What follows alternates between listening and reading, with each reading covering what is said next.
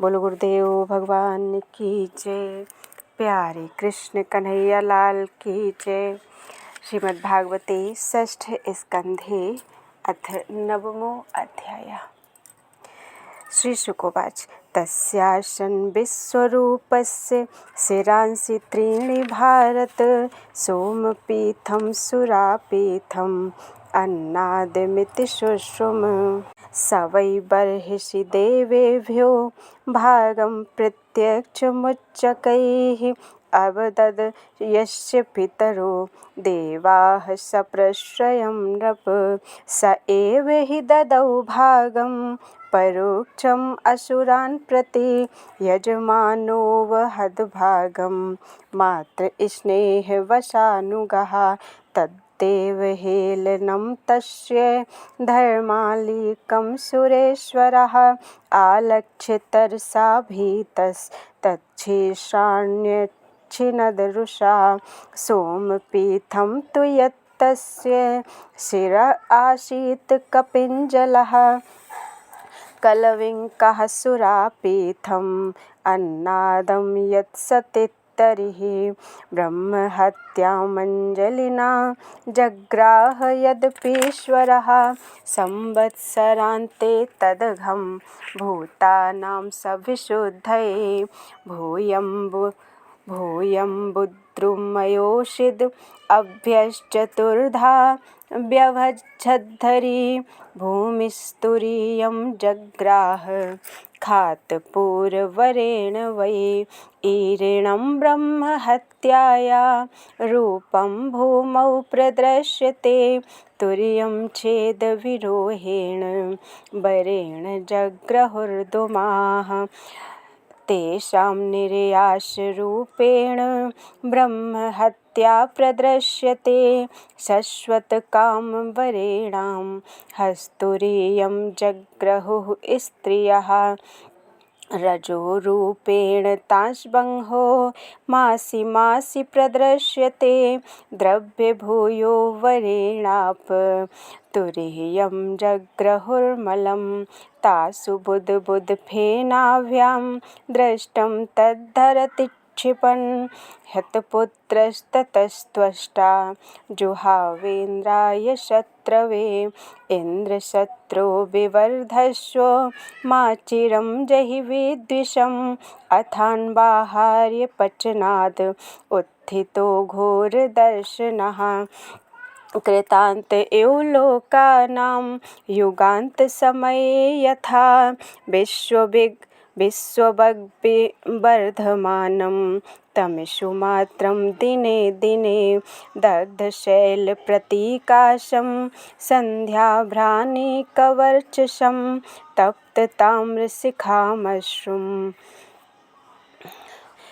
तप्तताम्रशिखाश्मश्रुं मध्याह्नार्कोग्रलोचनं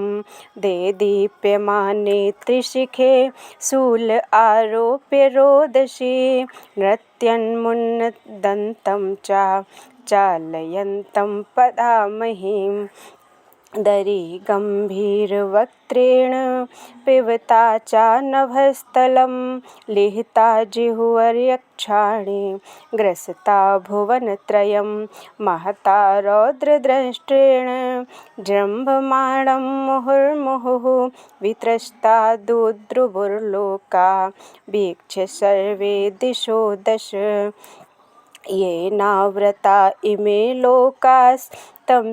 त्वाष्ट्रमूर्तिना स वै वृत्र इति प्रोक्तः पापः परं दारुणः तं निजघ्नुरभिद्रुत्य सगणा विबुधर्षभाः स्वैः स्वैर्दिव्यास्त्रशस्त्रौघैः सोग्रशतान् कृतश्नुषः ततस्ते विस्मिताः सर्वे विषण्णाग्रस्ततेजसः प्रत्यञ्चमादिपुरुषम् उपतस्थुः समाहिताः देवा ऊचुः वायव्यराग्निक्षिप्ते त्रिषु लोकेषु वायव्यराग्निक्षिप्ते यस्त्रिलोका ब्रह्मादयो ये वयमुद्विजन्तः हराम यस्मै बलिमन्तकोऽसौ बिभेति यस्मादर्णं ततो नः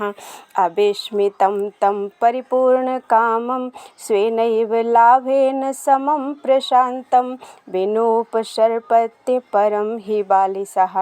स्वलाङ्गुलेनातीति तरति सिन्धुम् यस्योरुशृङ्गे जगतीं स्वनावं मनुर्यथावध्यततारुदुर्गं स एव नष्ट्वाश्रुभयाद्दुरन्तात् त्राताश्रितान् वारिचरोऽपि नूनं पुरा स्वयंभूरपि संयमाम्भ युदीर्णवातोर्मिर्वैः कराले एकोरविन्दात् पतितस्ततार तस्माद्भयादेन सनोस्तु पारः य एक ईशो निजमायया नः ससर्जयेनानुसृजाम विश्वं वयं न यस्यापि पुरः समीहतः पश्याम लिङ्गं पृथगीशमानिनः यो नः सपत्नैर्भस्मर्द्यमानान् देवर्षितिर्यङ्गनृसुनित्य एव कृतावतारस्तनुभिः स्वमायया कृत्वात्मसात् पाति युगे युगे च तमेव देवं वयमात्मदैवतं परं प्रधानं पुरुषं विश्वमन्यं व्रजाम सर्वे शरणं शरण्यं स्वानां सानो धास्यति सम्महात्मा। श्रीशुक उवाच इति तेषां महाराज सुराणामुपतिष्ठतां प्रतीच्यां दिश्य भूदाविः शङ्खचक्रगदाधरः आत्मतुल्यैः षोडशभिर्विना श्रीवत्सकौस्तुभौ पर्युपासितमुन्निद्र शरदम्बुरुहेक्षणं दृष्ट्वा तं वनौ सर्व ईक्षणाह्लाद विक्लवाः दण्डवत्पतिता राजन् शनैरुत्थाय तुष्टुभुः देवा ऊचुः नमस्ते यज्ञवीर्याय वयसे उत ते नमः नमस्ते हस्तचक्राय नमः सुपुरुहूतये यत् ते गतेनां तिस्राम् ईशितुः परमं पदं नार्वाचीनो विसर्गस्य धातुर्वेदितुमर्हति।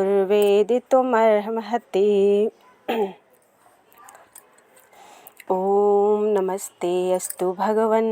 नारायण वासुदेवादि पुरुष महापुरुष महानुभाव परम मंगल परम कल्याण परम कारुणिक केवल जगदाधार लोकैकनाथ सर्वेश्वर लक्ष्मीनाथ परमहंस परिव्राजकैः परमेणात्मयोग समाधिना परिभावित परिस्फुट पारम हंस्य धर्मेणोद्घाटिततमः कपाटद्वारे चित्ते पाव्रत आत्मलोके स्वयं उपलब्ध निज सुखानुभवो भवान् दुरवबोध इव तवायं विहारयोगो यद शरणो शरीर इदमन्वेक्षितास्मत्समवाय आत्मनैवाविक्रियमाणेन सगुणं गुणः सृजसि पाशि हरसि अथ तत्र भवान् किं देवदत्तवधिः गुणविसर्गपतितः पारतन्त्रेण स्वकृतकुशलाकुशलं फलम् उपाददात्या फलमुपाददात्याहोस्विदात्माराम् उपशमशीलः समञ्जसदर्शन उदास्त इति हावाव न विदामः न हि विरोध उभयं भगवते परिगणित गुणगणे ईश्वरेण वगाह्यं महात्म्येर्वाचीन विकल्प वितर्क विचार प्रमाणाभाष्य कुतर्क शास्त्र कलिलान्तः कर्णाश्रय दुरवग्रहवादिनां विवादानवसर उपरत समस्त मायामये केवल एवात्ममायाम् अन्तर्धाय कोऽन्वर्थो दुर्घट इव भवति स्वरूपद्वयाभावात् संविसम्मतीनां मतमनुसरसि यथा रज्जुखण्डः सर्पादिधियां स एव हि पुनः सर्ववस्तूनि वस्तुस्वरूपः सर्वेश्वरः सकलजगत्कारणभूतः सर्वप्रत्यगात्मत्वात् सर्वगुणाभासोपलक्षित एक एव पर्यवशेषितः अथ हावावतौ महिमामृत रससमुद्र विप्रुषा सकृद्बलिढ्या स्वमनसि निस्यन्दमानान् वरतसुखेन विस्मारित दृष्टश्रुतविषयसुखलेशाभासाः परं भागवता एकान्तिनो भगवति सर्वभूतप्रियसुहृदि सर्वात्मनि नितरां निरन्तरं निवृत्तमनसः कथमु ह वा एते मधुमथन पुनः स्वार्थकुशला ह्यात्मप्रियसुहृदाः साधवस्त्वच्चरणाम्बुजानुसेवां विसृजन्ति न यत्र पुनरयं संसारपर्यावर्तः त्रिभुवनात्मभवन त्रिविक्रम त्रिनयन त्रिलोकमनोहरानुभाव तवैव विभूतयोदिति जदनुजादयश्चापि तेषाम् अनुपक्रमसमयोमित अयम् इति स्वात्ममायया सुरनरमृगमिश्रितजलचराकृतिभिर्यथापराधं दण्डं दण्डधर दधर्थ एवमेनमपि भगवञ्जहि त्वाष्ट्रमुत यदि मन्यसे अस्माकं तावकानां तव नतानां ततामह तव चरण नलिनयुगल ध्यानानुबद्ध हृदयनिगडानां स्वलिङ्गविवरणेनात्मसात्कृतानामनुकम्पानुरञ्जित विशदरुचिरशिशिरस्मितावलोकेन विगलितमधुरमुखरसामृतकलया चान्तस्तापं मनघार्हसि शमयितुम् अथ भगवस्तवास्माभिः अखिलजगत् उत्पत्ति स्थिति लय निमित्तायमान दिव्यमाया विनोदस्य सकलजीवनिकायानामन्तर्हृदयेषु बहिरपि च ब्रह्म प्रत्यगात्मस्वरूपेण प्रधानरूपेण च यथादेशकालदेहावस्थानविशेषं तदुपादानोपलम्भकतयानुभवतः सर्वप्रत्ययसाक्षिण आकाशशरीरस्य साक्षात् परब्रह्मणः परमात्मनः कियानिः वा अर्थविशेषो विज्ञापनीयः स्यात् विफुलिङ्गादिभिरिव हिरण्यरेतसः अतएव स्वयं तदुपकल्पयास्माकं भगवतः परम गुरोस्तव चरणशतपलाशच्छायां विविधव्रजन संसार परिश्रमोपशमनीम् उपसृतानां वयं यत्कामेनोपसादिताः अथो एष जहि त्वाष्ट्रं ग्रसन्तं भुवनत्रयं ग्रस्तानि येन नः कृष्ण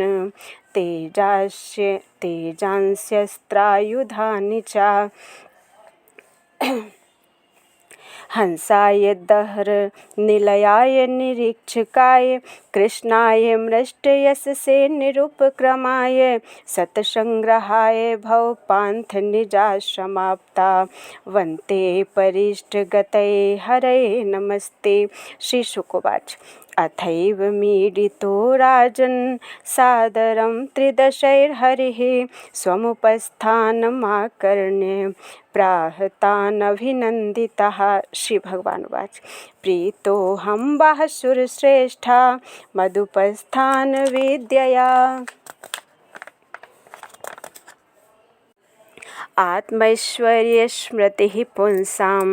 भक्तिश्चैव यया मयि किं दुरापं मयि प्रीते तथापि विबुधर्षभाः मयि एकान्तमतिर्नान्यन् मत्तो वाञ्छति तत्त्ववित् न वेद कृपणः श्रेय आत्मनो गुणवस्तुदृक् तस्य तान्निच्छतो यच्छेद् यदि सोऽपि तथाविधः स्वयं निःश्रेयसं विद्वान् न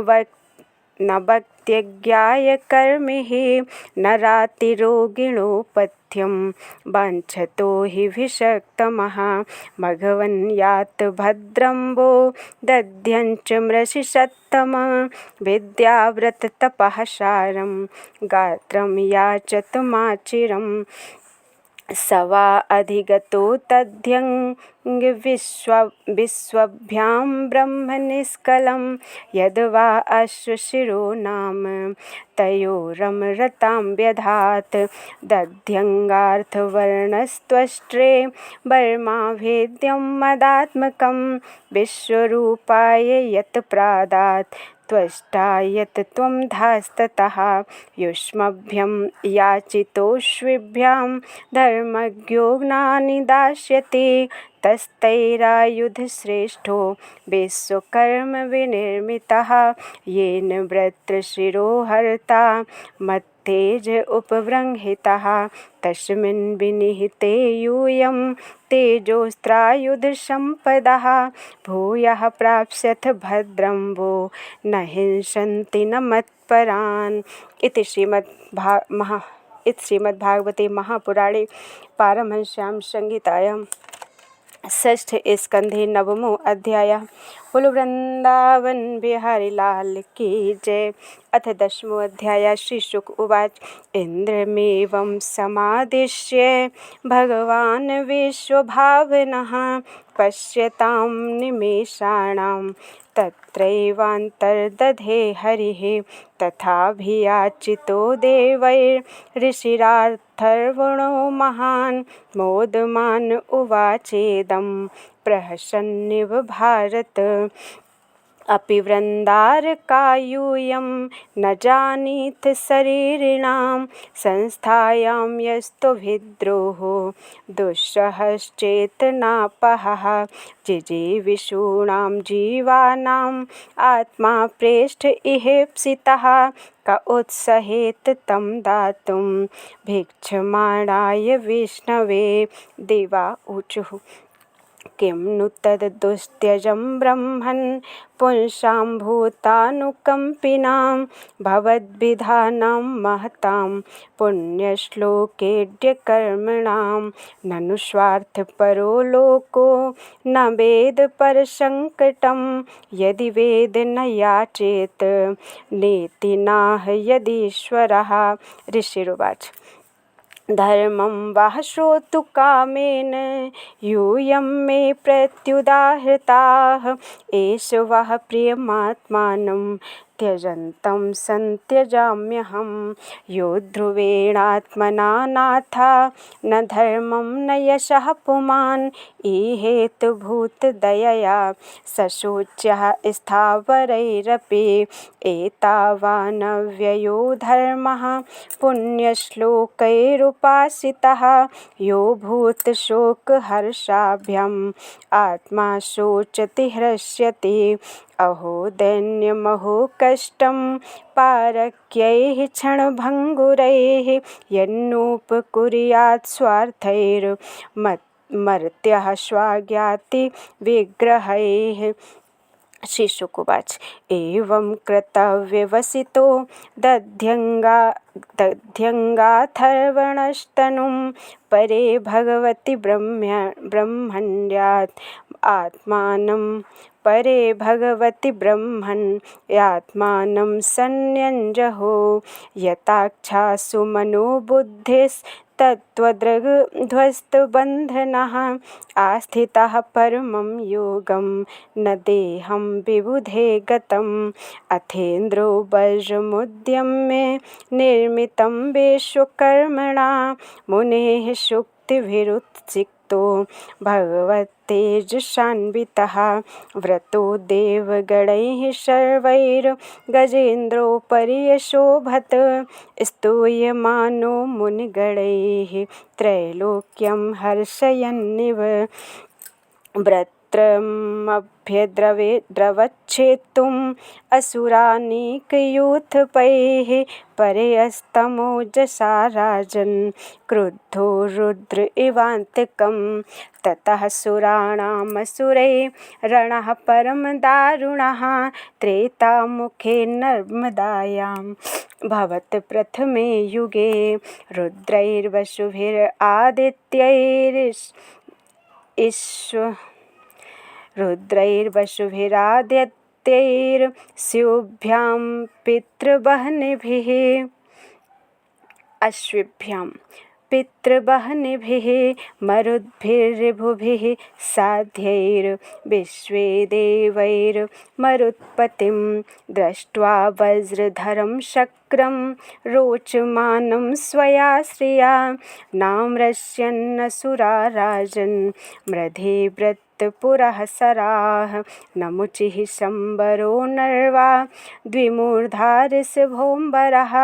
हयग्रीवः शङ्कुशिरा विप्रचित्तिर्यो मुखः पुलोमाम्रसपर्वा च प्रहेतिरुत्कलः दैतेया दानवा यक्षा रक्षांसि च सहस्रशः सुमालिमालिप्रमुखाः कार्तश्वरपरिच्छदाः प्रतिषिद्धेन्द्रसेनाग्रं मृत्योरपि दुराशदम् अभ्यर्दयन् सम्भ्रान्ताः सिंहनादेन दुर्मदाः गदाभिः परिघैर्बाणैः प्राशमुत्करतोमरैः शूलैः परश्वधैः खड्गैः शतघ्निभिर्भुशुण्डिभिः सर्वतो वा किरणशास्त्रैश्च विबुधर्षभान् न ते दृश्यन्त सञ्छन्नाः सरजालैः समन्ततः पुङ्खानुपुङ्खपतितैर्ज्योतिषीं नभोघनैः न ते शास्त्रास्त्रवर्षौघा ह्यासेदुः सुरसैनिकान् छिन्नाः सिद्धपथे देवैर्लघुहस्तैः सहस्रधा अथ क्षीणास्त्रशस्त्रौघा गिरिशृङ्गद्रुमोपलैः अभ्यवर्षन् सुरवलं चिच्छितुस्तांश्च पूर्ववत् तान् स्वस्तिमतो निशाम्य शस्त्रास्त्रपूगैरथवृत्तनाथाः द्रुमैर्दृशद्भिर्विविधाद्रिशृङ्गैरविक्षतास्तत्र सुरेन्द्रसैनिकान् सर्वे प्रयासा अभवन् विमुखाः कृता देवगणेषु दैत्यैः कृष्णानुकूलेषु यथा महत्सु क्षुद्रैः प्रयुक्ता रुशती रुक्षवाचः ते स्वप्रयासं वितथं निरीक्ष्य हरावभक्ता हतयुद्धदर्पाः पलायनायुजमुखे विसृज्य पतिं मनस्ते दधुरात्साराः भृत्तोऽसुरास्ताननुगान् मनस्वी प्रधावतः प्रेक्ष्य बभाष एतत् पलायितं प्रेक्ष्य बलं च भग्नं भयेन तीव्रेण विहस्य वीराः कालोपपन्नां रुचिरां मनस्विनाम् उवाच वाचं पुरुषप्रवीराः हे विप्रचित्ते नमुचे पुलोमन् मय्यार्णवञ्छम्भरमे शृणुध्यं जातस्य मृत्युर्ध्रुव एष सर्वतः प्रतिक्रिया यस्य न चेह क्लृप्ता लोको यशश्चाथ ततो यदि यमुं को नाम मृत्युं न वृणीते युक्तं दोषं ताविः मृत्युदुरापौ यद् ब्रह्मसन्धारण्याजितासुः कलेवरं योगरतो विजहाद यदग्रणीर्वीरशयेनिवृत्तः। इति श्रीमद्भागवते महापुराणे पारमहंस्यां संहितायां षष्ठस्कन्धे इन्द्रवृत्तासुरयुद्धवर्णनं नाम 10मोऽध्यायः। बोलो वृंदावन बिहारी लाल की जय। त्वदीयं वस्तु गोविन्दं तुभ्यमेव समर्पयेत्।